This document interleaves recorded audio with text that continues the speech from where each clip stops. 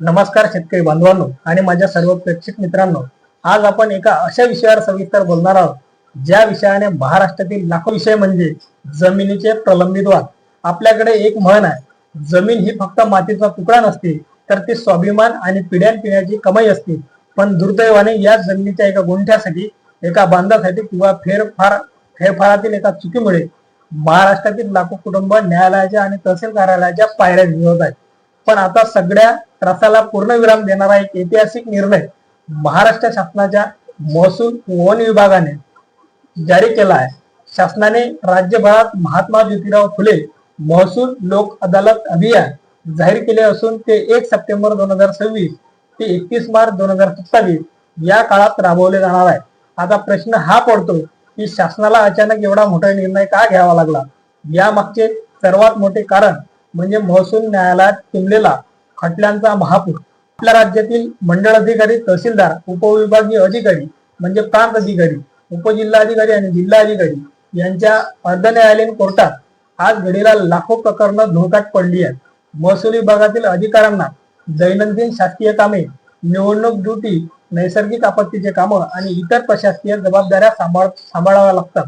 यामुळे प्रत्यक्ष सुनावणीसाठी त्यांच्याकडे वेळच उरत नाही आणि मग तारीखवर तारीख मिळत राहते। या सर्व प्रक्रियेत सर्वात मोठे चक्र कोणते असेल तर ते म्हणजे अपीलांची साखळी। समजा तहसीलदाराकडे एका भावाच्या बाजूने निकाल लागला किंवा भाऊ लगेच प्रांत अधिकाऱ्याकडे अपील करतो, तिथून निकाल आला की प्रकरण अप्पर जिल्हाधिकाऱ्याकडे जातो। या एकाच चक्रात दोन्ही बाजूचे लाखो रुपये वकिलांच्या फीवर खर्च होतात, शेतीचे नुकसान होते आणि नात्यामध्ये असा कडवटपणा येतो की तो पिढ्यानपिढ्या मिटत नाही। शेवटी हातात काय उरतं तर फक्त तारखा आणि कोर्टाचे कागद। ही भयावह परिस्थिती बदलण्यासाठी शासनाने पुणे जिल्ह्यामध्ये महसूल लोक अदालत हा प्रायोगिक तत्वावर राबवून पाहिला होता। तिथल्या अनुभव अत्यंत सकारात्मक आला। हजारो प्रलंबित वाद कोर्टाबाहेर संमतीने सुटले। बहुजन समाजाला आणि शेतकऱ्यांना जलद व विनामूल्य न्याय मिळाला पाहिजे हा क्रांतीसूर्य महात्मा ज्योतिराव फुले यांचा विचार होता। त्यांच्या द्विशब्दांची जयंती वर्षाचे औचित्य साधून हा पुणे पॅटर्न आता संपूर्ण महाराष्ट्रात लागू करण्यात आला आहे। हे अभियान 1 सप्टेंबर 2026 पासून सुरू होत असून 31 मार्च 2027 पर्यंत चालणार आहे। या 7 महिन्याच्या काळात दर 3 महिन्यांनी तुमच्या संबंधित तालुक्यात आणि जिल्ह्यामध्ये या लोक अदालतीचे भव्य आयोजन केले जाईल। यामध्ये मंडळ अधिकाऱ्यापासून ते थेट जिल्हा अधिकाऱ्यांच्या कोर्टातील सर्व प्रलंबित दावे मिटवण्यासाठी समोर घेतले जातील। या लोक अदालतीचा फायदा कसा घ्यायचा हे अगदी सतत भाजी आपण समजून घेणार आहोत। तुमचे प्रकरण सध्या ज्या अधिकाऱ्याकडे प्रलंबित आहे तिथे जाऊन प्रपत्र नावाचे शासकीय तडजोड फॉर्म भरायचा आहे। त्यामध्ये दोन्ही पक्षाची नावे, मोबाईल नंबर, केस नंबर आणि आम्ही हे प्रकरण आपसातील सहमतीने मिटवायला तयार आहोत असा मजकूर लिहून दोघांचं स्वाक्षरी करावी लागेल। अर्ज दिल्यानंतर अधिकारी दोन्ही बाजूच्या संमतीने एक कायदेशीर तडजोडनामा तयार करतील आणि लोक अदालतीच्या दिवशी त्यावर अंतिम मान्यतेची मोहर उठवून कायमचा निकाल दिला जाईल।